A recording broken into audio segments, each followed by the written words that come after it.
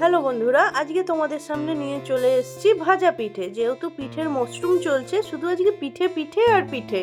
মা আগের দিন 4 বাটি চাল ভিজিয়ে রেখেছিল, সেই চালটা ভালো করে ধুয়ে আমি মিক্সিতে ব্লেন্ড করে নিলাম। তো তোমাদের আমি আগেই বলেছি আমি শিলনোড়ায় বাটতে পারি না, ওই জন্য সব কিছু দেখো আমি মিক্সিতেই বেটে দেখো আমার চাল গোড়াটা প্রায় কমপ্লিট। তো বন্ধুরা, এই ভাজা পিঠে তো আমার খেতে খুবই ভালো লাগে। তোমাদের কেমন ভালো লাগে সেটা কিন্তু আমাকে কমেন্ট করে জানাবে। দেখো চাল গুঁড়োটার মধ্যে আমি তার সাথে আখের গুড় অ্যাড করলাম 1 কিলো, তার সাথে কিছুটা অ্যাড করলাম মৌরি, তারপর স্বাদ মতো পরিমাণ মতো একটুখানি নুন অ্যাড করেছি, তারপর বেশ কিছুটা আটা অ্যাড করলাম যাতে জিনিসটা একটু ঘনত্বটা ভালো হয়।